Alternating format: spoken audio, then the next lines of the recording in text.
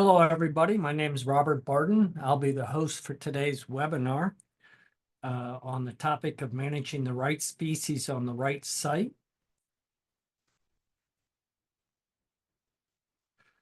First, I want to remind everybody you can get a copy of today's slides. They're available on the page you joined from. I've also posted that link in the chat, and we'll do so again. If you click on that, they'll actually download the file to your computer, and you'll have it handy. But if you go back to the site, you can also scroll down and find the slides as well as other resources that our presenter will talk about today. We do ask if you get questions, please enter those into the Q&A feature on Zoom. You should be able to see that icon there in the menus and click on that. You can type in your questions and we will get to them after the presentation. Just want to remind you, also there's a second webinar in this series. Again, managing the right species on the right site. Part 2 will be on species selection, and today's is on site selection. So with that, I'm going to turn it over to our presenter today, who is Jameson Boone. Jameson is Forestry Extension Specialist here at North Carolina State University. And with that, Jameson, I'm going to turn it over to you. Sure. Thanks, Bob. Let's see if I can get my screen to share. Share. Let's get this started. So everyone can see that okay.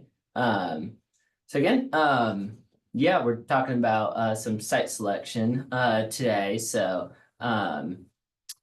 why is it important to pick the right site? So we're not talking about specifically like, planting a tree, which is where often we're talking about, right site.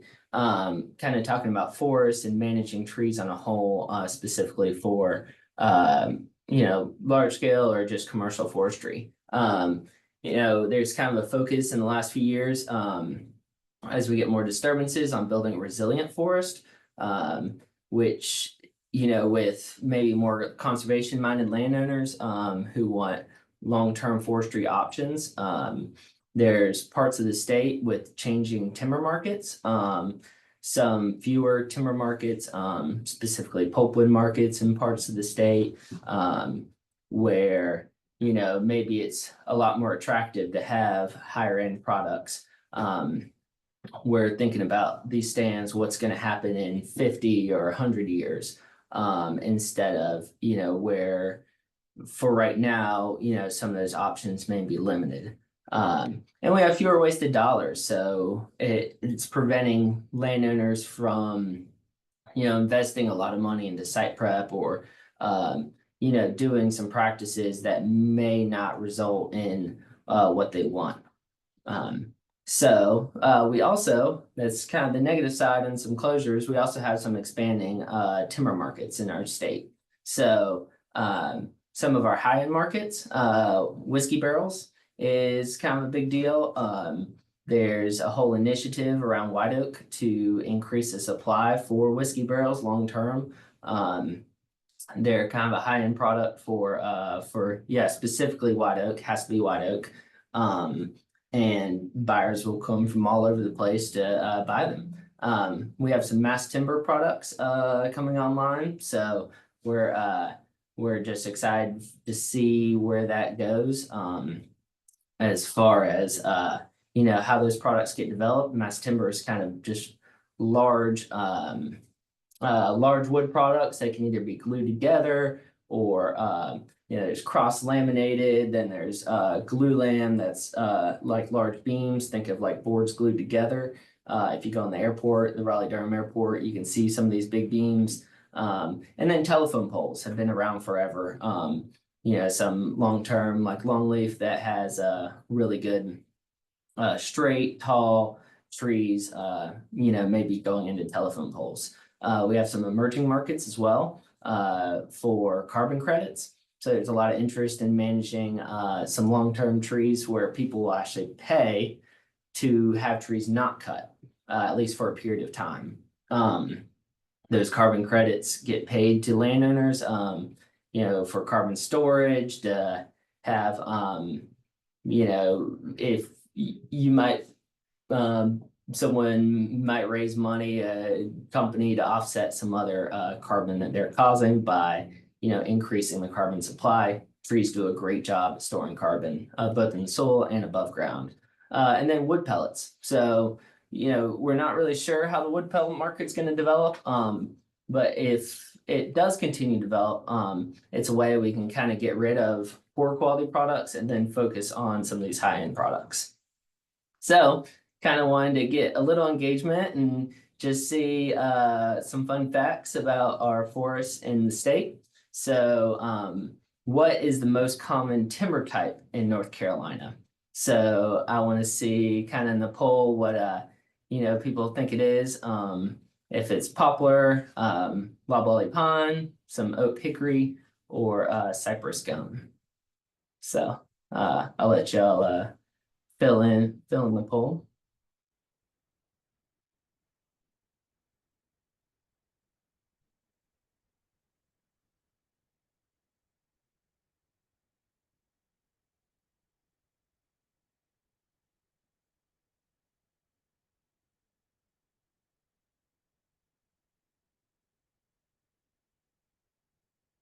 Okay, cool.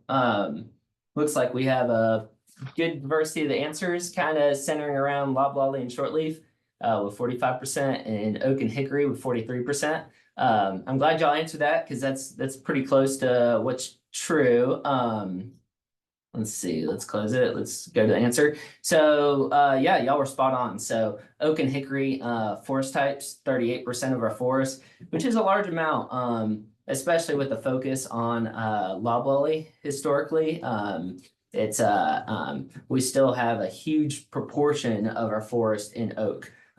If you look at pollen, the number one pollen is oak. So a lot of people are allergic to it. Second, yeah, of course, the loblolly and shortleaf pine. Statewide, this is FIA data. Where the U.S. will actually measure these trees and know our abundance of forest. So I have two more questions for you. So what's the top species by stem count?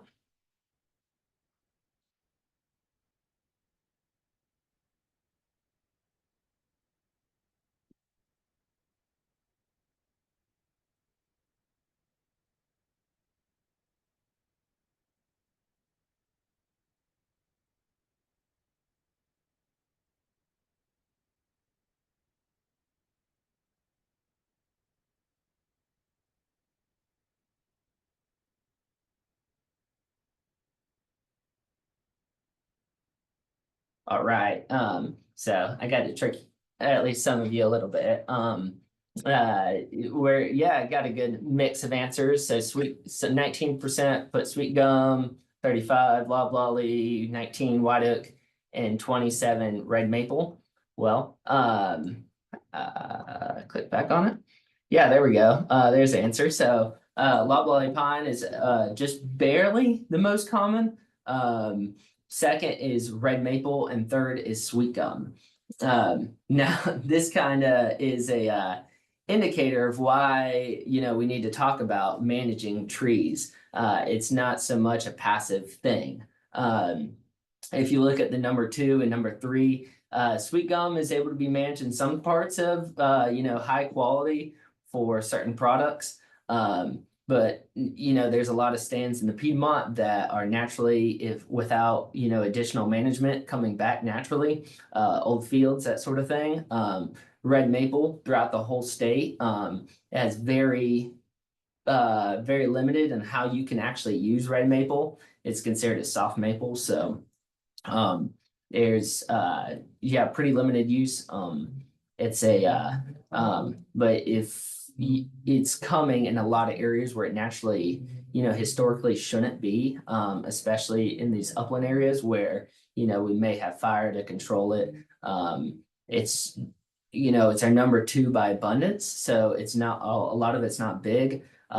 It grows in the understory. And then as soon as, a storm or something occurs, it grows up and kind of it takes over. So last question for you, and then we'll kind of get into the meat of it, is what percentage of forests are owned by non-industrial private landowners? So that's 12, 15, 65, or 90.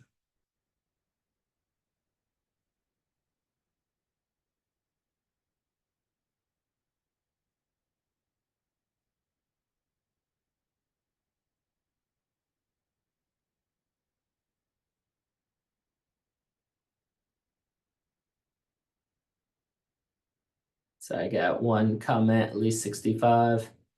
Yeah, y'all are smart. This is a good audience. 65% got the most votes, with 56% of you. 21% said 90.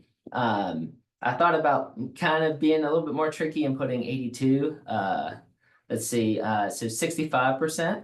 It's we're really reliant upon individual action to improve our forest. So industry is highly reliant upon people to actually do things to make their forest better.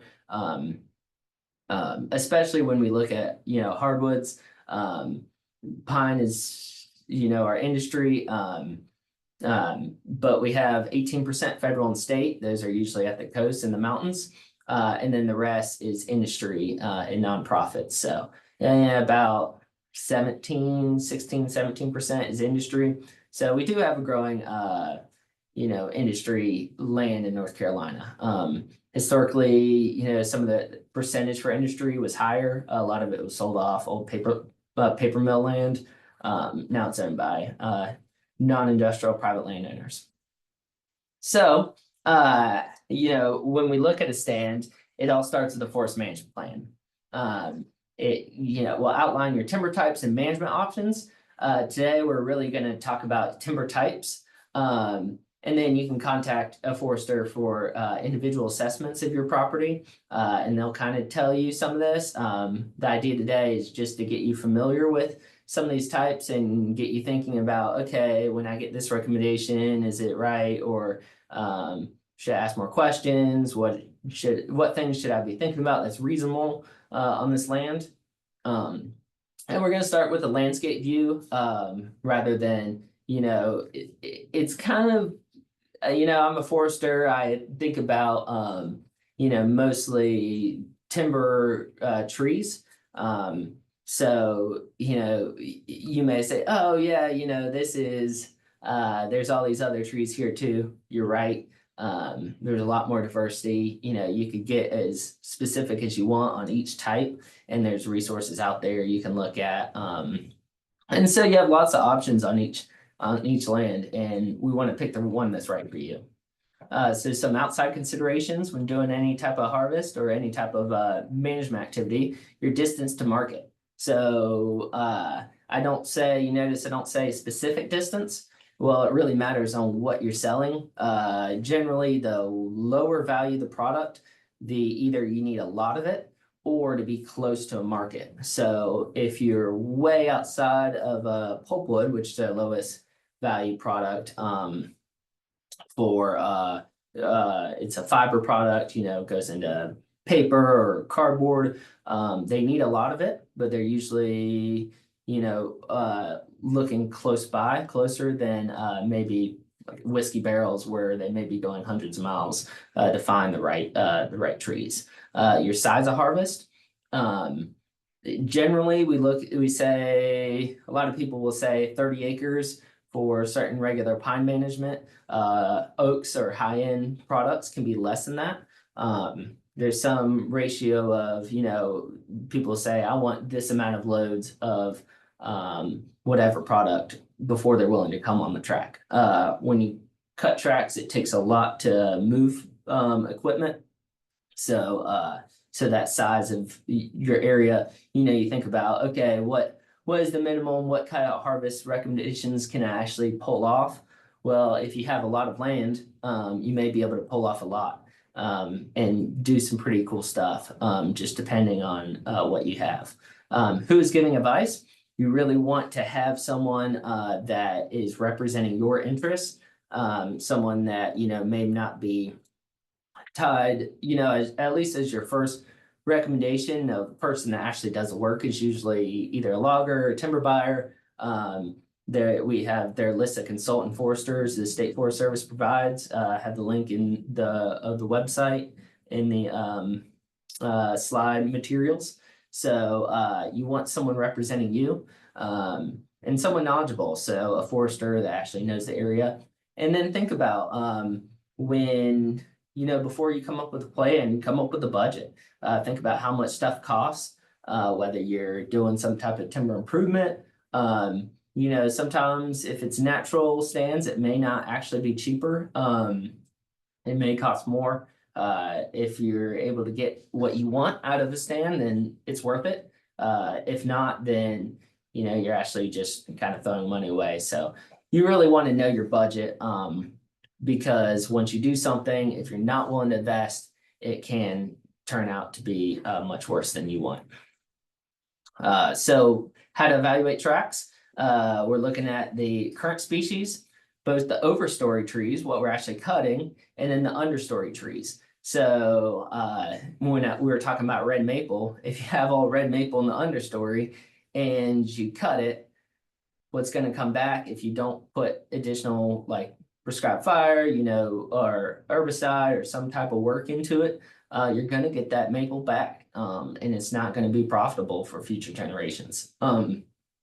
You look at your timber quality. So generally, even if you have no background in forestry, you can kind of tell, at least intuitively, if you go into a stand, you're like, wow, this is really good trees. They're usually oaks, they're straight, they're tall, they don't have many limbs, at least in the first 16 feet, which is considered a log. High quality stuff they'll sell in half logs, so 8 feet. But that first 16 feet really matters. That's where most of your value is. They say with hardwoods is 60 trees per acre.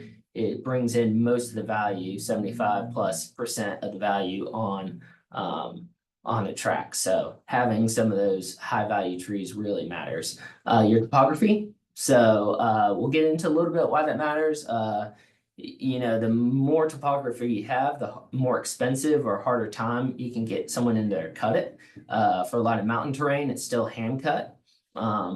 So those are considerations. Your soil type. We'll go into soils a lot. That's kind of what we're going to be basing a lot of our decisions on, is the soil and then the trees that you have. Accessibility obviously matters. So can you get there? If it's a bottomland site, you may have only certain times of the year when you can cut it. If it's when it's dry, the trees are growing, they're taking up all the water, you can cut it and get in there. People prefer those dry sites that they can cut year round. So if you're doing, intensive forestry, maybe pick the easier to access sites. So some tools that we're going to talk about and use when we're evaluating your site. So web soil survey is great. Used to be soil books. The NRCS, the Natural Resource Conservation Service, they nationwide keep up with soils. They used to produce these books. Now they put it on a website where either you or your forester will go in and actually click about your site and what soils are there and how the productivity of those soils. Your topography maps, link for that. That shows streams, shows elevation aspect, all the things you want.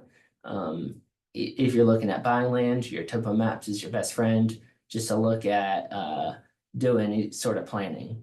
And then forestry tools. So you're going to have a diameter tape.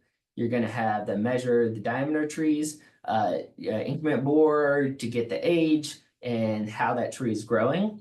It's a hollow bit blade. If you haven't seen one, ask State Forest Service to come out and measure the age of your trees. Clinometer, so that measures your height.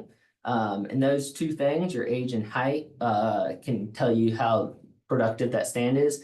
And then a soil core, if you're curious, if you're in like a wetland area, or you're curious how deep your organic matter is, a soil auger is a good tool to use. Any type of soil testing. it's great to have. And then knowledge of the area. So if you're it's great if you just moved to an area. You should ask around, ask old heads, people farmers that have been around for a long time. They know the history of the tract. They know the history of the area. Hey, this was cut over at this, roughly this time. I know, so and so that cut it. Ask around and know, or at least, if you don't know or don't want to ask around, a forester that has been there or knows that area really well, your markets, a lot of this knowledge is passed down. It's important to know. So species to focus on today. We're focusing on timber species. For the mountains in Piedmont, it's usually upland oaks and poplar. So if you're from a different area, we call them a yellow dash poplar is what I'm using. I went to NC State and for my degree, and we're always taught do a dash because it's not a true poplar. So like true poplars are cottonwood or populus. So this is yellow poplar or tulip poplar, and then in the mountains it's white pine, and then in the Piedmont it's either loblolly or shortleaf pine. The coastal plain is where these bottomland hardwoods, bottomland oaks really become valuable. Loblolly and then shortleaf pine, or longleaf pine rather, and then swamp species. So just to get an idea, I don't know the experience or knowledge of everybody here. So loblolly pine is our kind of bread and butter species. It's originally a bottomland tree. We kind of took out of the bottomland and found it plants pretty well anywhere, except for 2,000 feet elevation under. It has a medium length pine straw. You can see the cone. These aren't the perfect comparison pictures, but it roughly the shape. It grows really tall, especially this genetic improvement that has been done over the past 50 plus years on loblolly pine is awesome. It's very reliable. So longleaf pine is another that is very resistant towards storms. It's fire. It's very resilient. We'll talk about sites where that is beneficial in the coastal plain. So it has a huge pine cone. You see for whatever Christmas or decoration, those huge pine cones are longleaf. Shortleaf, it grew statewide. It grows a little bit slower than loblolly, at least initially, and then it can grow faster later on. If you're talking about resiliency and diverse forest, wildlife objectives, shortleaf pine is a great option.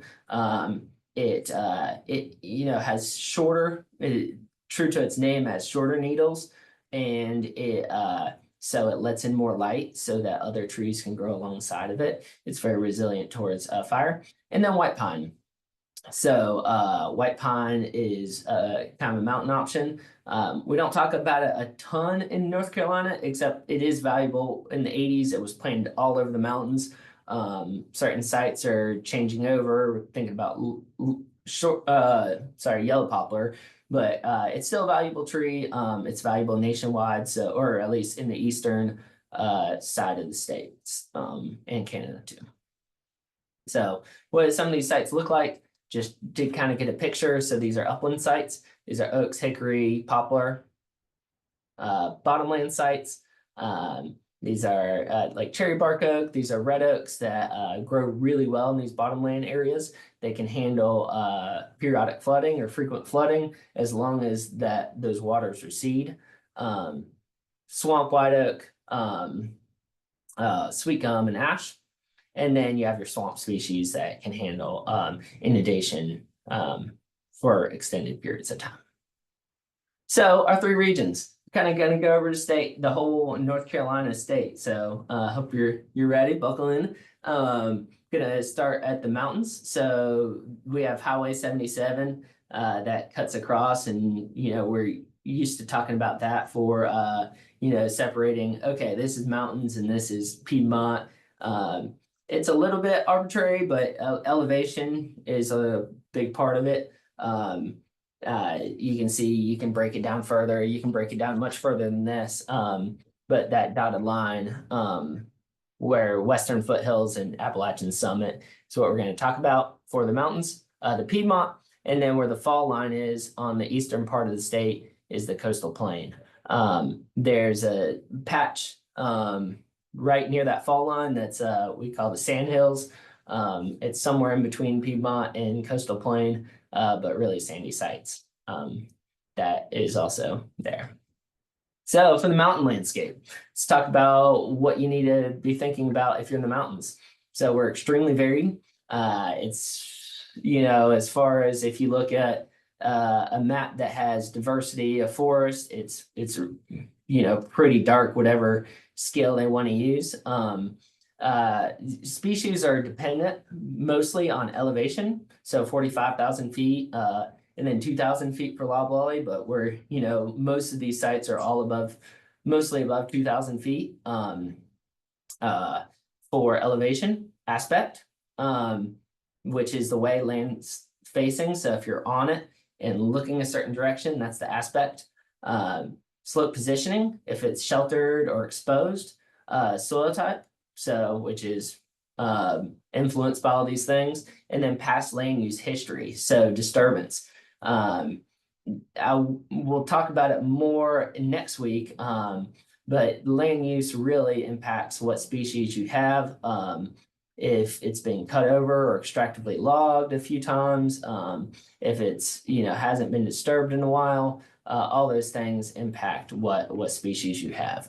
We're going to talk about options for, you know, the sites if you want to do some remediation things that impact. So for your aspect, northern aspects are going to be more wet. We're in the, just to bring you back to elementary school, it's been a while. So we're in the northern hemisphere. So that means the sun is always going to be in our south. We have, you know, rise in the east, sets in the west. During the evening is going to be your most solar radiation. So 2 o'clock, 3 o'clock is usually the hottest, driest part of the day. So those southwest aspects are going to be very dry to more moist in the north. So what that means is that you have more nutrients build up in the northern aspects. You're going to have your really high quality timber on those northern sites. So we're looking at the medium, that middle where it says sugar maple, white oak, red oak, black cherry, yellow poplar. Those are our best trees. They can be tricky to manage for, but these are our productivity, our highest productivity sites. When you go down in the cove, those are also very almost too productive for oak. We're more getting into poplar and white pine. On the opposite side, the southern aspect, you get a little bit worse quality timber. So, like I said, these northern sites, better nutrients in the soil, faster growing poplar dominates. There's a lot of reasons why we have oak, really quality oak in these stands, without much disturbance or without trying to replicate, you know, maybe chestnut was there, American chestnut, and it died out, partially shaded, and the oak came back. You know, right now we aren't doing always regular disturbance. We aren't burning like the Native Americans burned. So poplar ends up coming back and dominating. On, you know, some of it is maple, but even, you know, poplar is going to outgrow even maple. White pine is an option. So white pine grows really well on these medium quality sites. And then coves are divided between rich and acidic, just described. So acidic usually will have more rhododendron and more acidic loving species versus rich is a little bit more rich in nutrients. And then hemlock, don't want to, you know, go into it too much because at least here in North Carolina, it can be, you know, harvested and managed. The real benefit is some of those ecological services for shading of streams, trout streams. We really want hemlock there. There's a hemlock woolly belgid we have to treat. So just a note that it is there in those coves. For those southern sites, again, high radiation levels, oak can be more competitive. The only concern with some of these sites is that they are very nutrient poor, certain sites, very rocky. I think a lot of the nutrients washed away in the sun, more exposure. So you're really going to have to think about, do I have good trees? Am I going to get those back? Sometimes planting better trees is an option. Shortleaf pine is an option. Yes, it's even grows up in the mountains. White pine can grow in certain sites. So these are some, when we think about, okay, what aspect do we have? And, there's an east and west aspect too, we're going to get into. So for the whole landscape, it's kind of a little bit more complete map. It's not perfect.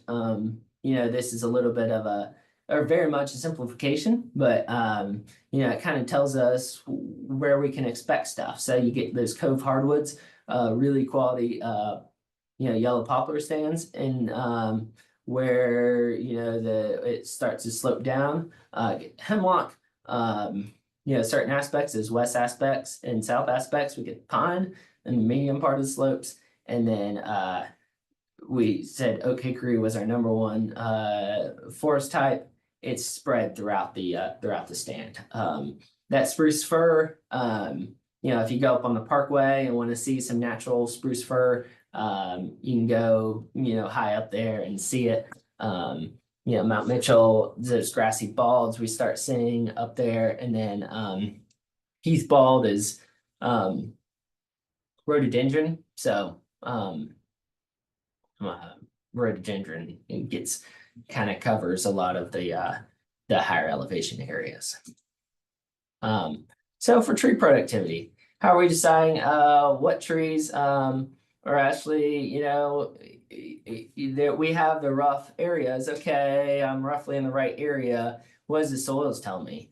Well, one indicator we use is side index. And that is for it's a height at a certain age. So we kind of tell, crops, you can see how it grows throughout the season. We aren't necessarily we can look at the growth rings, but we want to tell an average, a quick way to measure. So you can either look at some of these charts, the Web Soil Survey. I'll show you kind of what that product looks like here in a next slide or two.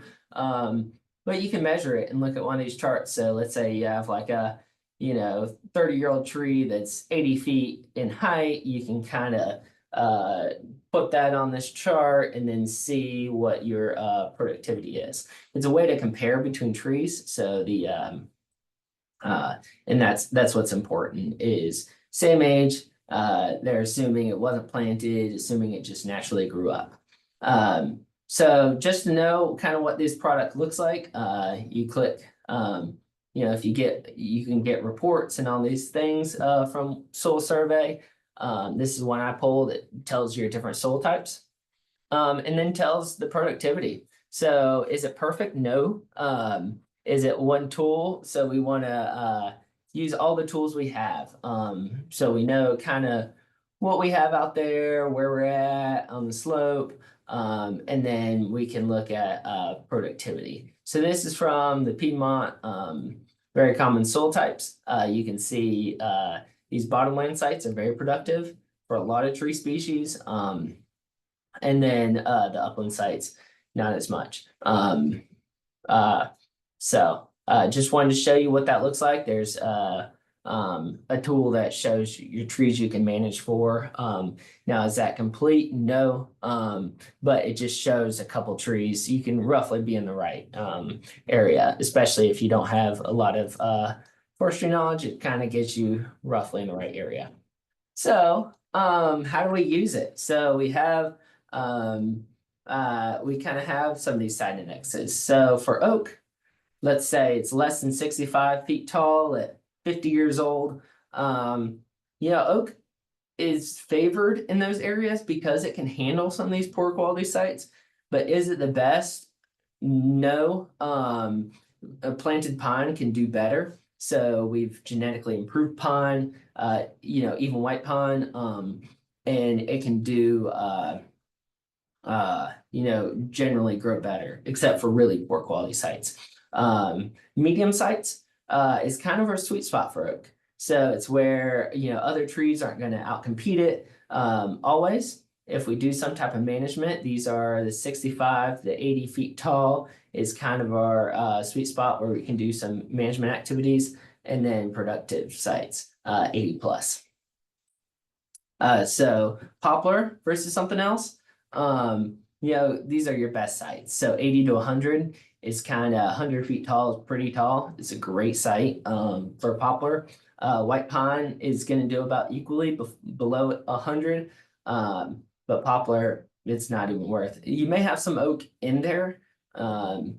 We have these oak sites that it says it should be poplar, but there's oak there. And I would try to keep that oak in there as much as possible, even if you have to, forego cutting it, leaving that residual there. Once you remove all of the, oak, it's hard to get back unless you do some planting, which planting can be difficult for oak. So for white pine, it's a little bit of a complicated story. You can, some of the resources we have, will have this on there. So it's a lot, but essentially, you can plant white pine in a lot of areas. It's when you get this really high productive areas, it's probably not worth planting because poplar is going to outcompete it. But it needs to be managed.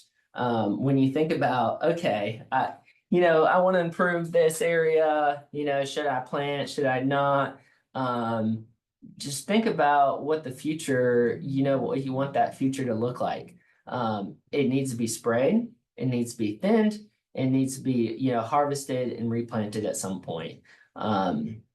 It's a great way to improve a stand if you can do some of these practices in the future. How do you know that you'll be able to do this? I mean, there's no such thing as a guaranteed thing, but having enough, at least 30 acres is a, threshold I mentioned earlier. Ideally 50 acres is better.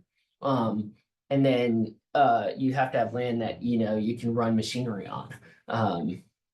Hand cutting white pine, it's not, yes, you can if it grows well. Then you can get a lot of really good value out of that stand. You want to be able to cut it with machines ideally, and thin it.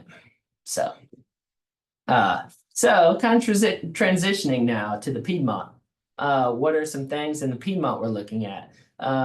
And it's different than the mountains. So the mountains, the elevation and aspect. So the Piedmont, you can do a lot. That's what's great. You have a lot of options. Just depends on where you're at. And can you get to it? So the soils are usually a lot highly eroded. Most of the Piedmont was tobacco crop at some point. Notoriously not great for our soils without remediation or time. A lot of these stands, if they're not agriculture, are highly eroded. So how would I, what sites are we targeting for different trees in the Piedmont? So here's kind of a, 2D of some of these stands. So you have your ridge, which is a great option for pine. You have your mid slope, which you can look at either doing pine or hardwood or a mix of both, and then your riparian areas. So these are areas that are periodically flooded. They maybe streams, maybe not. Generally kind of leave it to their hardwoods, especially if there's a stream there. Hardwoods do it great for holding the soil together and shading streams. So these are common soils: the Cecily, Appling, and Maiden. There's other soils. Versus you get in the more alluvial soils, sediment deposits as you get in those riparian areas. So for upland sites, you have a good opportunity for management. They're usually accessible and generally, naturally, they're lower quality timber. So we see Virginia pine, and other natural species there that could be a good option for cutting and replacing. So you have Virginia pine there, you cut it, all that seed is gonna grow back. So we definitely want to do some type of management. If it's spraying, it's important to do that work. And then you have options. So if you, depending on your objectives, you're looking at either a loblolly or shortleaf pine. Again, shortleaf pine has a lot of benefits, especially if you're into wildlife or conservation, long-term management, resilient forest. Loblolly is resilient up to a certain point. It is fairly fire resistant once it gets to a certain height. If a fire comes through it when it's really young, it'll kill it. If we're growing, let's say we have enough, you're on a ridge, and you want to make some money in 25 years, let's do loblolly.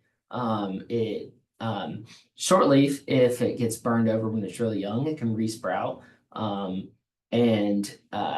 That benefit of growing with hardwoods. You can even interplant it, a bunch of different things you can do with it. So just want to give options.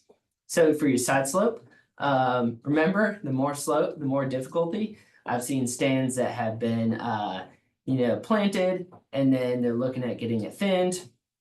Well, it's kind of in this day and age with lower markets, not saying it'll always be that way. We can have a ton of markets that we don't even realize.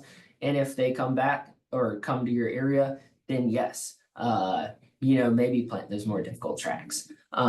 If you're in an area with low end market, few low end markets, maybe keep those in longer term management. Greater than 30% slope is some number for equipment. Equipment doesn't like slope, so just keep it in mind for your site. You can calculate it or just ask for where those sites are. They're usually short drainages, just depending on where in the Piedmont you're at. Some areas are fairly flat and you're good. Some areas, especially as you get in the northern Piedmont, become very hilly, and they're highly eroded or have the potential for high erosion. So think about some type of you're gonna have to do some type of best management practices to control that erosion. In the Piedmont, in the bottomland, and there's the graph again. It can grow, some high quality hardwoods. Usually those are going to grow on the slope, so where it kind of goes up. Remember I said upland hardwoods? Well, there's bottomland hardwoods, they grow in the Piedmont, but not great. You see some sites like, oh wow, yeah, it's there. The like white oak and poplar are specifically in the northern red oak. Those are the three that are in scarlet oak too. Those side slopes just above where it's not frequently flooded. They can handle, maybe water comes up, some very rarely, but it comes back down quickly. And then, you'll have sweet gum, even elms, some poor quality things in those riparian areas. Again, they're just some areas are just to hold the world together. You need erosion control, you need stuff to be there. They're very, very intermittently cut. You're not cutting them every time. There may be longer term, 80 to 100 year turnarounds between harvests. So those riparian areas should be protected. They can be eroded. A lot of problems out there. So for your coastal plain, now we're getting into kind of the edge of the state. So they're really highly varied. Even though you see a large swath of forest of pine, you want to go out to pine country, you go down east. But slight elevation changes can impact, especially if you want to look at hardwoods or flooding to understand, how water holds. That can change your soils. Your texture matters. If it's sandy, mineral, or organic, mostly in the Piedmont and mountains, you see mineral soil. You really have to come down to the coastal to see a lot more sandy and organic matter. Where just depending where you're at, you may either have a lot of or none of for organic matter. Sandy sites are kind of restrictive on what you can expect to grow out there. And some of these coastal plain sites are some of our most productive lands in the world for loblolly pine. So Weyerhaeuser, after he was with Carl Schenck, came down to the coast and realized, if he drained some of these sites, he could grow super fast, high quality pine. So they did. They can maintain those drainage sites today. They can't create new ones. You have upland and bottomland sites. So just kind of giving you a picture of what this bottomland area kind of looks like. This is a gross generalization, but wanted to it gives a picture of what these sites look like. So you have your bottomland stream areas, and they regularly flood. So they go in over the levee into your cypress swamp tupelo. Some people say that they require regular flooding. I get to keep down competition, but also bring in nutrients that those trees need. And then you go into your slight upland areas and you get your traditional Piedmont species, so the oak, sweet gum, poplar. The difference with the coastal plain is even those upland flat areas may not drain really fast. They're big and flat. You may have to do additional practices like bedding to keep the seedlings off the water while they establish. So just depending on how your soils are is how you think about what you can do. Can you plant some of these species that are bottomland in the upland? Yes. You probably shouldn't, because like cypress and swamp tupelo, they're very can be damaged easily with fire or some other practices. So just you want to manage the tree where it should be, depending on how resilient that tree is towards things that naturally happen in those areas. We'll put it that way. So for the coastal plain, we've had a lot of loblolly pine plantations. There's increasing interest in longleaf. And then there's many high quality bottomland species. So don't discount even sweet gum. A lot of people think it's worthless. It turns out you can make really good railroad ties with really high quality, fast growing sweet gum. Some people say that's the best selling hardwood right now, besides oaks in those bottomland sites. So why would you do longleaf? It's a little bit slower growing or pretty significantly slower growing than loblolly. Takes a while to get started. Takes some more inputs. Well, if you are thinking about, maybe increase, whether it's climate change and you want something more resilient that can handle poor quality sites, maybe longleaf is the way to go. There are different markets with pine straw. And then the graph on the right, on the left, it shows where it historically occurred. Currently, it's just that bottom corner of the state. Where people will actively grow it because nothing else can grow there, really high, deep sandy sites. But you see naturally on the right, that lighter color shows how often these stands were naturally burned. So if you are burning that regularly, burning every year, or if you want something resilient too, if a fire occurs, maybe longleaf is a way to go. So it just shows, you need to be doing practices that were naturally done to get species that you want. Kind of our last slide is where to manage loblolly pine. So it's, this is some, if you're looking at natural stands, any of these stands you can plant loblolly. Except for maybe that deep sandy sites. where it just doesn't like it. It grows everywhere outside of the mountains, or higher elevation mountains. But if you're looking at something else, then maybe you can look at about 60 feet or 60 side index, where you can look at short leaf.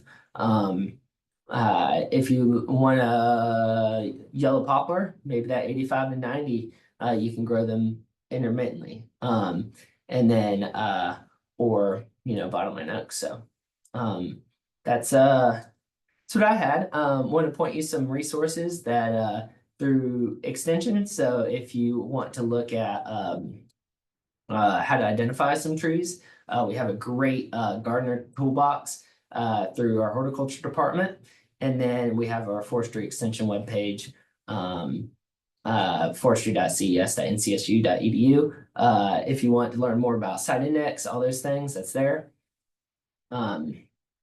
So the State Forest Service, they do, they can look at your site for free. They do paid forest management plans.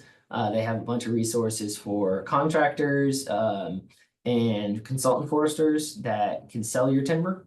The NRCS office, if you're not talking about, if you want to do stuff and they can try to meet your objectives. They have a ton of cost share stuff, conservation, talk to them. There's also the White Oak Initiative. So it's an initiative with a bunch of different partners where to promote white oak.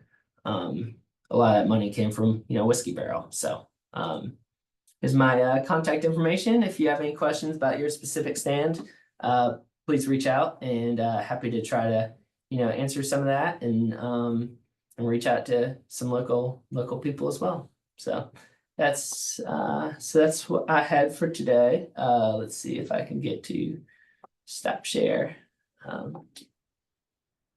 So folks, if you have any questions at this time, please enter them into the Q&A feature and we'll get to those. Jameson, I do want to take a chance to thank you for today's webinar. And I want to remind everybody, we have the next one in this series coming up October 17th at 12 noon. You can register for it at forestrywebinars.net, just like you did for this one. We hope to see many of you back for that part of the series.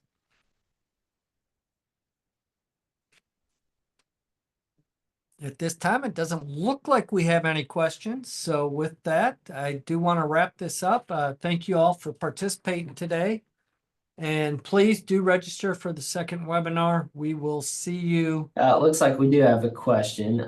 We do. I see that. So the question is, what timber species best outcompete invasives in open canopies? Good question. So if you're not looking to do any type of herbicide work, it really depends on the invasive. I'll put it that way. Invasive species are named that way for a reason, right? They outgrow a lot of stuff. Even if trees will outcompete it, they're going to be hindered in their growth by those invasive species being there. So ideally you'd be able to remove or at least kill or hinder some of those invasive species. Sometimes if you give trees enough time, they'll grow up through that. Some hardwoods, like if you're in the right site, poplar can. If you're talking about like a fescue field, fescues can be looked at as invasive. It's there. It takes some time to for a site to recover where invasives are. So yeah, no, good question. That we want to use every tool, and trying to remove those invasives if we can really help with your stand. So yeah, it just depends on what it is. So it's kind of hard to answer that completely.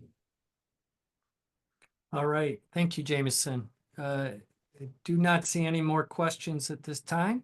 Thank you all again for joining us today. We do appreciate it and hope to see you at the next webinar. Thank you.